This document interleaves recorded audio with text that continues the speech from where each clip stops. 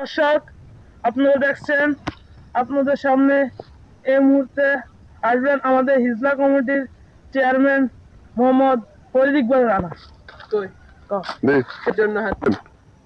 সবাই তার জন্য হাত তুলে দেন। কি আমাদের সামনে আসা উচিত। আপনি আমাদের মধ্যে থাকবেন। আপনি এখানে কি করছেন ভাই?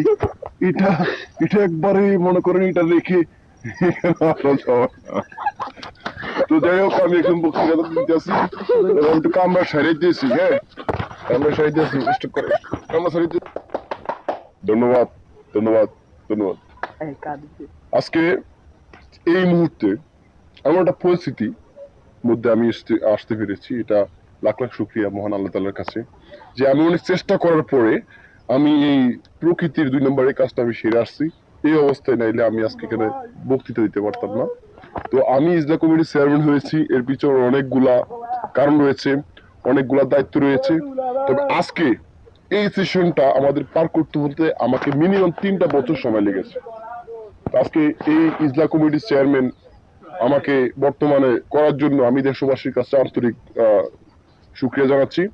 এবং এই সাথে আমাদের নারী ইজলা কমিটির চেয়ারম্যান এবং সভাপতি এই সাথে আমার সাথে কানেক্ট হয়েছে।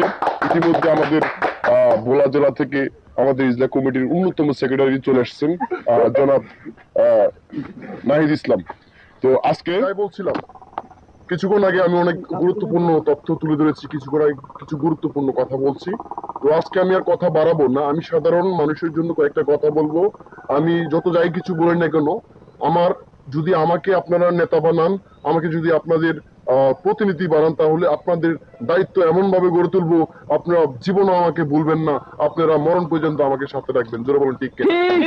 কিন্তু এখানে দেশের মধ্যে অনেক নেতা, অনেক কর্মী আসছে, অনেক নেতা এখানে এসে বক্তব্য দিয়ে গেছে, আমার মতো করে কেউ একটা কথা বলে নেই। ভেবে রাখুন, আপনাদের যদি কখনো প্রয়োজনে কখনো আমাকে সাহায্য লাগে, আপনাদের বিয়ে পর্যন্ত আমি সাহায্য করব।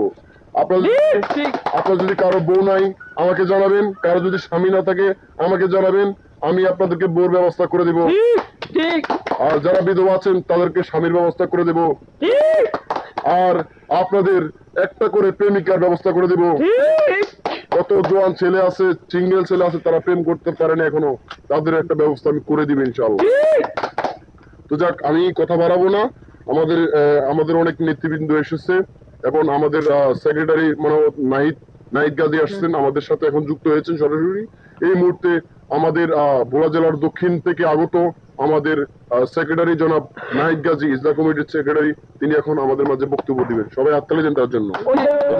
আমরা অনেক কিছু মোকাবেলা করতে পেরেছি, আমাদের ইজলা কমিটির থেকে শুরু করে আমাদের কেন্দ্রীয় কমিটি, আমাদের সাধারণ কমিটি, আমাদের বিপ্লব কমিটি থেকে শুরু করে অনেকগুলো পর্যায়ে আমাদের নেতাকর্মী অনেক নির্যাতন হয়েছে।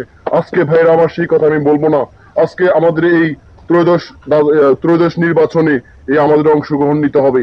আমাদের ইজলা কমিটির একটা গুরুত্বপূর্ণ ভূমিকা রয়েছে বাংলাদেশের জনকল্যাণ পার্টি জনাব খায়রুল দেওয়ানের সাথে। জোরে বলেন ঠিক কিনা?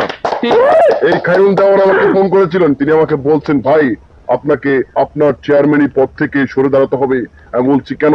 তিনি বলছে আমার জনকল্যাণ পার্টিতে আপনাকে নিমন্ত্রণ জানাবো, আপনাকে জনকল্যাণ পার্টিতে একটা পার্টির আসন করে দেবো। আমি বলছি অসম্ভব।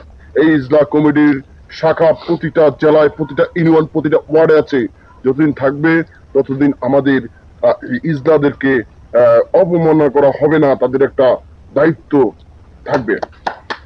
তো আজকে আমাদের নির্বাচনের পালা, আমরা প্রতিটা জায়গায় জায়গায় নির্বাচন দিতেছি। আমাকে যদি আপনারা ভোট দেন, আপনারা যদি আমাকে আপনাদের এলাকার প্রতিনিধিত্ব করে তোলেন, তাহলেই এই এলাকার মধ্যে যতগুলো হাঁস মুরগি আছে সবগুলো আমি ধরে নিয়ে যাব। কিন্তু কোন চোরের হাতে তুলে দিব না এই হাঁস মুরগি। আমার একান্ত ফান্ডে এই হাঁস মুরগি জমা হবে। আমাকে যদি ভোট দেন, প্রতিটা খাল আমি বরাদ্দ করে খালের উপর দিয়ে আমি হাঁকা তৈরি করে ফেলবো ইনশাআল্লাহ। কিন্তু আমাদের এলাকার ভিতরে একটা বিল্ডিং যদি আমি দেখি, প্রত্যেকটা বিল্ডিং ভেঙা আমি নারায়ণগড় বানিয়ে দিব, আমাকে যদি ভোট দেন।